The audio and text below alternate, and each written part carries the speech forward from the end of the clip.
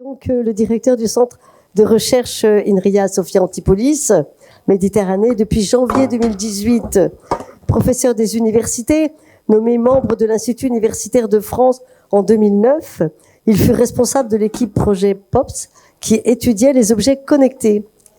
Il a reçu en 2014 le Grand Prix Kuhlmann de la Société des sciences, de l'agriculture et des arts de Lille pour l'ensemble de ses travaux. Ancien auditeur de l'Institut des hautes études pour la science et la technologie, il s'est toujours particulièrement investi dans les entités régionales telles que le CITC, c'est ça, le Sophia Club Entreprises, Télécom Vallée et les pôles de compétitivité. Il fut directeur du centre de recherche INRIA Île Nord de 2011 à 2017.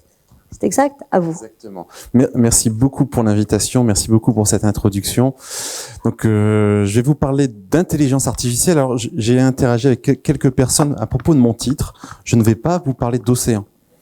Je vais vous parler de comment est-ce que l'intelligence artificielle peut utiliser les masses de données qui forment un océan de données. On parle souvent de data lake lorsqu'on parle de big data, etc. Donc en gros, ce sont l'immensité des données qui sont à disposition des algorithmes d'intelligence artificielle et comment est-ce qu'on peut les utiliser par rapport à la thématique du séminaire, qui est comment est-ce qu'on lutte contre le réchauffement climatique. Donc, je vais commencer par faire une petite introduction sur ce qu'est l'intelligence artificielle, puisqu'on a beaucoup de fantasmes, beaucoup de définitions. J'ai pris la définition de Cédric Villani. Cédric Villani, médaille Field, Jean-Marc Gambodo en a parlé dans son introduction. Donc ça, c'était avant qu'il se coupe les cheveux pour se lancer sur la municipale parisienne. Donc, il a commis un rapport de 2018 qui est un rapport sur l'intelligence artificielle qui a donné lieu au plan intelligence artificielle, qui a donné lieu aux 3 IA dont je parlerai dans ma conclusion. Et dans ce rapport d'intelligence artificielle, il donne une définition très large de ce qu'est l'intelligence artificielle. L'intelligence artificielle, ce sont les algorithmes qui permettent de prendre des décisions. C'est très large, hein. Donc ça veut dire que quasiment tout ce qu'on fait en informatique est de l'intelligence artificielle. Donc plus sérieusement, donc oui, il y a un certain niveau d'intelligence artificielle, des simples algorithmes basiques, où on a des conditions, on n'appelle pas ça généralement l'intelligence artificielle, il faut que ce soit des algorithmes un petit peu sophistiqués. Généralement, quand on parle d'intelligence artificielle, on a tout de suite le fantasme, la paranoïa, l'intelligence artificielle va dominer le monde, et puis voilà, ça donne lieu à Terminator. Et ça, ce sont des choses qu'on imagine. Hein. En intelligence artificielle, on parle de 2 types d'intelligence artificielle. Ça, Terminator, c'est ce qu'on appelle l'intelligence artificielle forte. C'est-à-dire que c'est une intelligence artificielle qui est consciente d'elle-même et qui est capable de prendre des décisions en toute autonomie. Et puis de l'autre, donc ça, c'est Terminator. Et ça, les spécialistes disent que c'est pas avant 50 ans. Et encore, on sait pas si ça arrivera un jour, et il faut évidemment s'en prémunir. Et de l'autre côté, il y a tout ce qu'on appelle l'intelligence artificielle faible. L'intelligence artificielle faible, c'est ce qu'il y a aujourd'hui. C'est ce qu'on a aujourd'hui dans les différents systèmes que vous avez déjà dans votre poche. Si vous avez un smartphone, quelle que soit la marque, quand vous commencez à taper des messages, normalement, il vous fait de la complétion automatique. Et cette complétion automatique, c'est sur la base de votre manière de parler dans les SMS, etc. Eh bien, il a appris vos habitudes et vous fait des suggestions par rapport à ces habitudes. Ça, c'est de l'intelligence artificielle. Lorsque vous jouez aux échecs sur votre ordinateur ou sur votre smartphone ou à des jeux vous jouez contre l'ordinateur, ben c'est de l'intelligence artificielle. Vous voyez que ça a bien rien à voir avec une intelligence artificielle qui veut dominer le monde et qui a considéré que l'humanité était dangereuse pour la planète.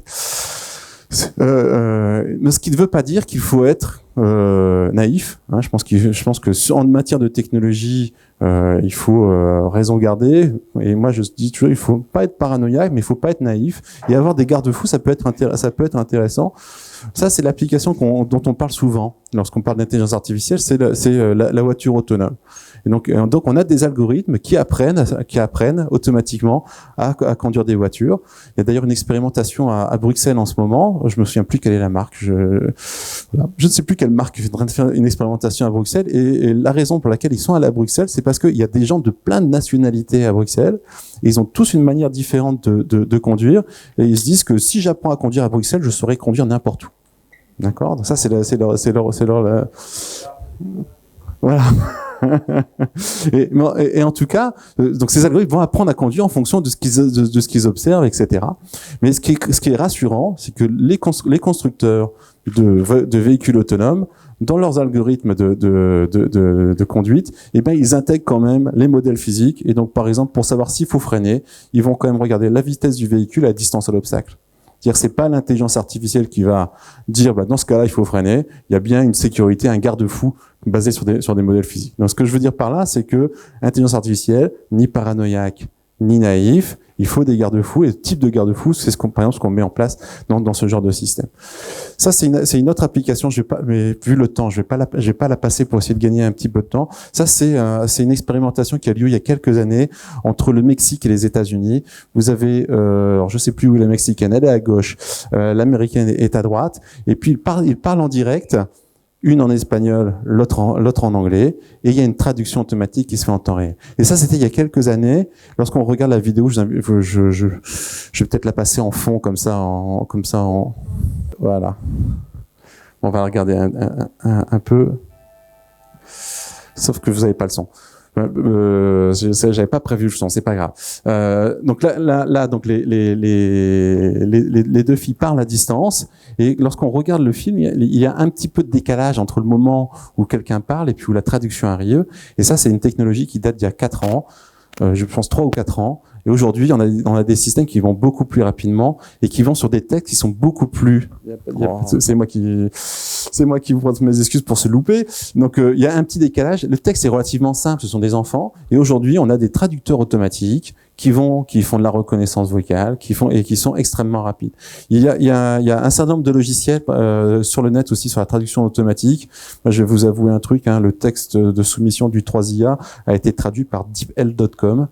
Non, c'est pas vrai. C'est une partie du texte. On a tout réécrit après de manière à unifier le texte. Ce sont des choses qui marchent très très bien aujourd'hui parce qu'on a énormément de données, justement énormément de corpus pour traiter tout ça. Donc ces données-là, donc les données qu'on a, donc ça c'est l'océan de données. Hein, je vais pas parler d'océan. Qu'est-ce qu'on peut en faire? Ben, une des choses qu'on peut faire, c'est par exemple faire de la classification. Alors ça c'est pour dire que je suis un petit peu geek. Donc j'avais un pari, mais je vois pas la personne à qui j'ai fait le pari. C'est pas grave. Étienne, tu transmettras Aquaman. Et donc, des choses qu'on peut faire avec l'intelligence artificielle, c'est faire par exemple de la classification d'espèces de manière automatique. Là, vous avez un certain nombre d'espèces dans l'océan. Vous avez des requins, vous avez des orques, vous avez des poissons, vous avez des méduses. Bon, puis vous avez aussi Aquaman au milieu. Et donc ça, c'est un algorithme d'intelligence artificielle qui permet d'authentifier automatiquement des espèces. Ce sont des choses qu'on voit assez régulièrement. Hein. D'ailleurs, vous savez que vous-même, lorsque vous utilisez Internet, vous êtes en train d'entraîner les algorithmes d'intelligence artificielle. Quand on vous dit, pour accéder à ce site, j'aimerais bien savoir si vous êtes un robot ou pas, est-ce que vous pouvez me repérer les chats sur ces photos? Et vous cliquez sur les chats. Et bien, lorsque vous cliquez, vous alimentez un réseau neuronal qui est en train de s'entraîner à détecter les chats. On sait que ces choses-là marchent de mieux en mieux. On sait faire planter exprès les algorithmes pour que vous changez 3 pixels et ça passe du chat à autre chose. Mais ce sont des choses qui marchent relativement bien. Je voulais juste, et puis je vais essayer d'accélérer sur l'introduction à l'intelligence artificielle. Ça, c'est les différents types d'algorithmes, on voit pas bien c'est pas fait pour être lu. Ça, ce sont les différents types d'algorithmes d'intelligence artificielle. Et vous avez un excellent ouvrage qui s'appelle Les usages de l'intelligence artificielle d'Olivier Ezrati, qu'on a vu d'ailleurs à Women in Tech Sud il y a quelques temps. Moi, je vous le recommande si vous voulez savoir ce à quoi peut servir l'intelligence artificielle. C'est très didactique et il donne les bonnes définitions sur les différents algorithmes d'intelligence artificielle. Et ces algorithmes d'intelligence artificielle, on a de plusieurs types. On a par exemple les algorithmes supervisés. Là, c'est typiquement ce que vous faites lorsque vous cliquez sur les chats pour vous dire que vous n'êtes pas un robot. Vous donnez des inputs à l'intelligence artificielle. Vous avez le non supervisé. Là, c'est par exemple la classification automatique où vous allez donner des caractéristiques d'espèces, par exemple sur caractéristiques d'espèces, et l'intelligence artificielle va faire ce qu'on appelle des clusters. Donc il va classifier automatiquement les différentes espèces, et ce qui permet de retrouver, d'ailleurs, c'est assez intéressant, la phylogénie qui était basée sur l'analyse de l'anatomie, qui était faite à la main depuis des années et des années. C'est une classification des espèces, le singe descend d'eux, etc. C'est une phylogénie qui est révisée en permanence. D'abord, on l'a révisé lorsqu'on a commencé à faire de l'analyse d'ADN. En mesurant la distance entre les ADN, on arrivait à avoir des connexions qu'on n'avait pas vues entre différentes espèces. Et aujourd'hui, grâce à l'intelligence artificielle, avec les données qu'on a sur les différentes espèces, les caractéristiques, l'ADN, etc., on arrive à réviser à nouveau, détecter des classifications qui n'étaient pas vues par les spécialistes en biologie. Et puis le dernier algorithme là-bas, c'est l'algorithme par renforcement. C'est qu'on on apprend au fur et à mesure par exemple faire de la prédiction, et c'est grâce à l'expérimentation où finalement l'algorithme va se tromper, il va faire une prédiction, il va voir ce qui se passe, et ok, je me suis trompé, donc par renforcement, j'apprends un modèle de mon message. Et ce qui est intéressant avec l'intelligence artificielle, et ce qu'il faut retenir, plein de choses c'est que l'intelligence artificielle, c'est une technologie générique neutre. Ce que je veux dire par là, c'est que cette technologie, si elle marche pour un domaine particulier, elle marche très probablement pour un autre domaine. Et l'exemple que je veux donner là, c'est AlphaGo. C'est AlphaGo. Donc le Go a été connu pour être l'un des jeux les plus difficiles à faire pour un ordinateur. Le jeu d'échecs, c'est relativement trivial, hein. Là, c'est trivial.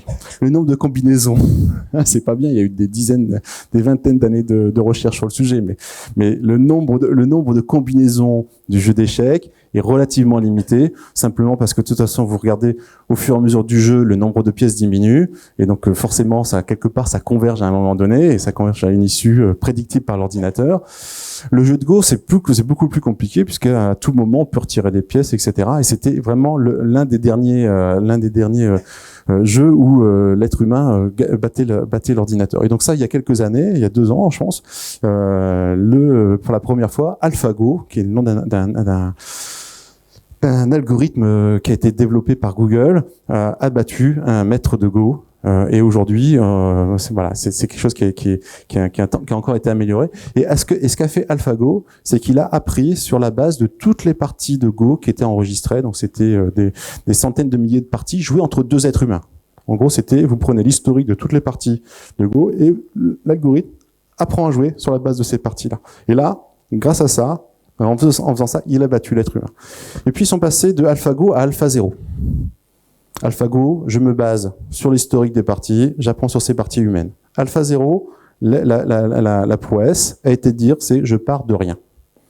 Et c'est AlphaGo qui joue contre lui-même en permanence. Et AlphaGo a joué des millions et des millions de parties contre lui-même, et il a appris comment gagner. Et il a battu encore plus rapidement l'être humain. D'accord ? Et donc ça, donc on passe un cap. Alors, le truc, c'est que l'intelligence artificielle AlphaGo, quand il a appris, il a joué plus de parties que n'importe quel être humain pourrait jouer dans une vie. D'accord ? Donc c'est ça l'avantage qu'il a. Mais aussi, il a consommé beaucoup plus d'énergie que pourrait consommer un être humain dans une vie. Donc en gros, c'est le coût énergétique pour faire ça, mais le coût énergétique pour battre l'être humain était de faire quelque part de dépenser de l'énergie. Je crois que je fasse le calcul un jour, mais je pense pas que les données soient accessibles. Mais en gros, pour faire cet apprentissage, il a joué des millions de parties. Ces millions de parties, ça représente une quantité d'énergie exceptionnelle.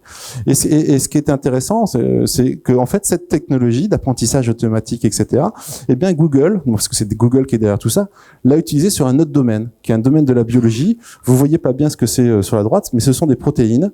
Et il y a un enjeu sur les protéines, c'est ce qu'on appelle le pliage de molécules, le folding, c'est-à-dire savoir à partir de la description de la chaîne d'une molécule, savoir comment est-ce que cette protéine se structure dans l'espace.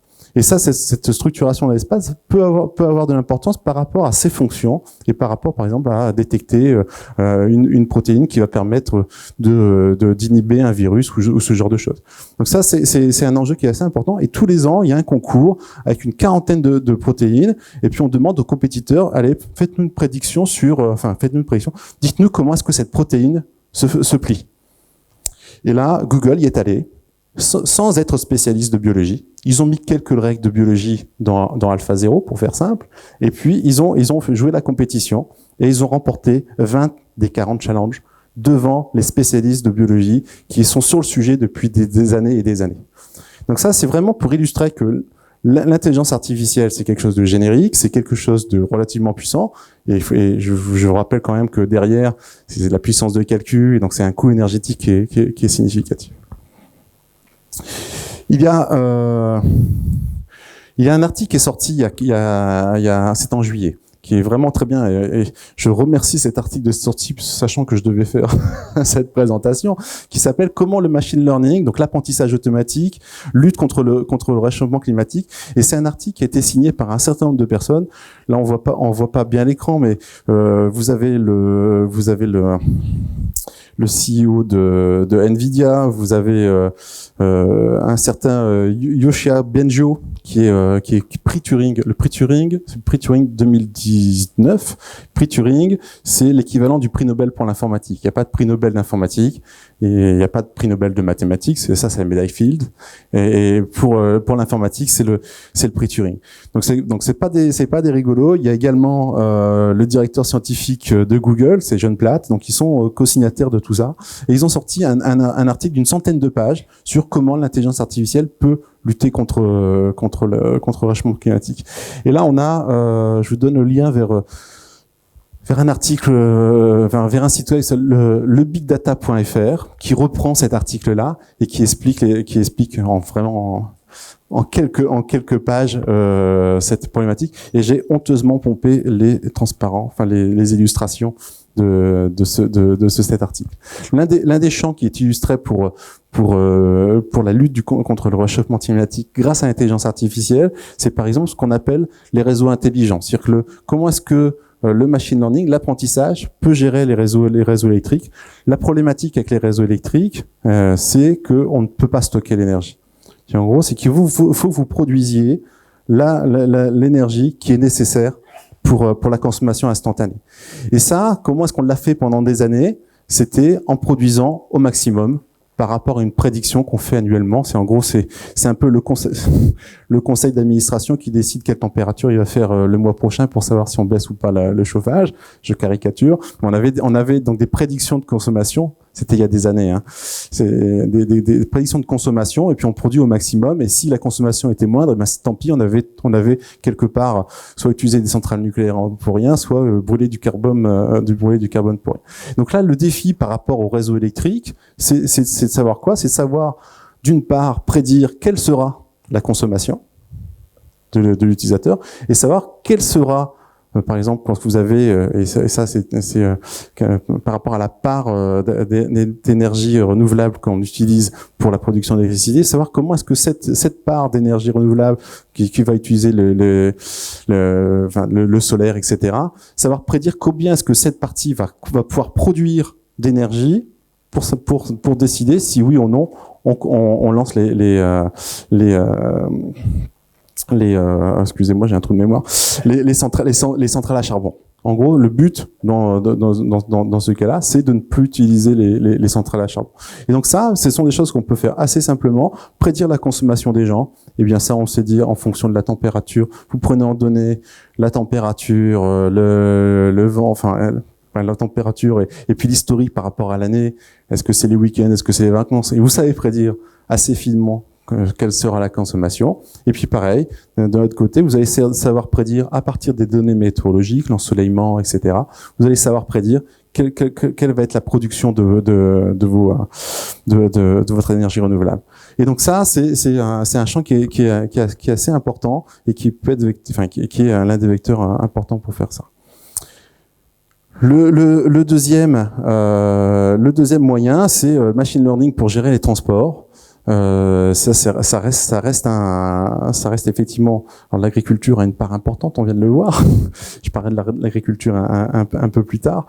Réduire le transport, réduire les déplacements, réduire les transports redondants. Mais ça, c'est un travail d'optimisation que l'on fait. Savoir faire les appariements entre les trajets, etc.